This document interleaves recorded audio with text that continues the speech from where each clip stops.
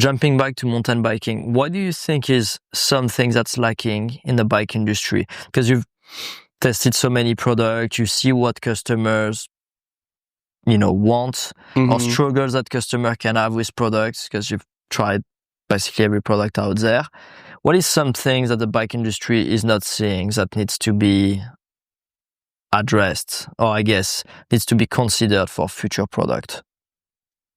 That's an interesting question. I don't have anything off the top of my head. And if I did, I would start a business around it and not tell everybody about it. That's a good. But one thing, I don't want to see the bike industry get too big again. I don't want to see it get too bloated like it was. Because the problem we're having right now in the bike industry is that a lot of companies during the pandemic made a lot of their money by selling bikes. And you can't keep selling bikes to people. If you sell somebody a printer, they keep buying the ink from you. If you sell somebody a vacuum, they can buy the bags from you. But when you sell somebody a bike, they're buying derailleur hangers. That's pretty much it. And it creates perverse incentives. Like, hey, let's make something that's going to fail out of X amount of years. And I feel like mountain bikes are pretty dang good now, and people hang on to them for a really long time. And they have to reach for innovation.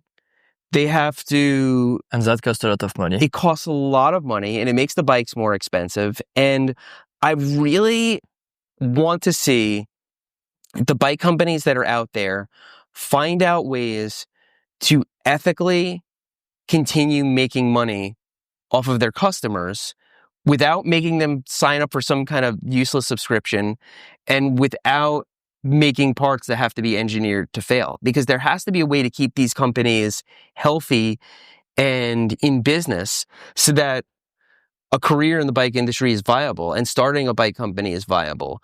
But still removing those perverse incentives, like allowing somebody to keep a bicycle for a long time and love it forever and continue riding it. And right now, because we had this big growth period where bike companies could continue selling more bikes, what do you do from there? How do you keep...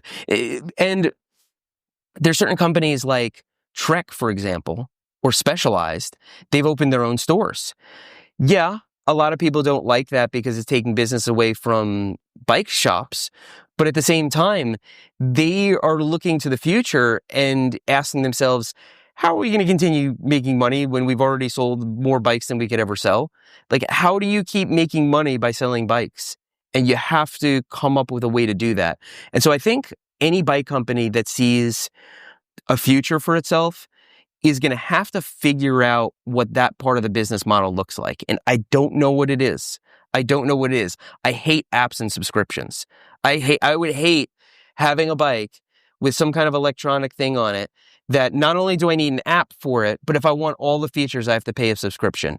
And that seems like the most obvious way to do it. I don't think I could fault a company for doing that, being that they're going to have to come up with some way to do it. But bike companies really have to start putting all of their resources into figuring out how they can have a business model that is not predicated on continually selling bikes over and over again. Because we're going to start to see, and we already are starting to see, innovations that don't need to be there. Innovation for the sake of innovation. Pretending like something's a big innovation that's really not. You can buy a bike from 2016, tune it up, and you can have a ton of fun on it. And we've proved that over and over again with the Flip Bike series. And while I want to see the bike industry thrive, I think the business model is going to need some tweaking if it is going to continue to do so in the future. Because we're seeing a lot of companies close down, fire their big portions of their staff, restructure, get bought out by VC. It's kind of a bloodbath right now. And the companies that have done well and have continued to be successful like Canfield, for example. It is a company that doesn't spend more money than it needs to, operates really, really efficiently, and does one thing really, really well. Not every company can do that. There are some companies that have huge budgets for research and development, and they're trying to come up with new products, and the machine is too big to just be really small and efficient. And so they're going to have to figure out other ways to make money. And I don't know what it is. I really don't know what it is. Maybe experiences. Maybe they could get more involved in that. Yeah. That's a good point. I think now what's changed a lot since, the last couple of years is that geometry of the bike have like settled down. I think we went to the extremes, but now bike companies have realized, okay, like a great trail bike should have roughly this geometry to ride well. Suspension design are going to keep evolving, but now on a dirt bike, everybody uses the same system.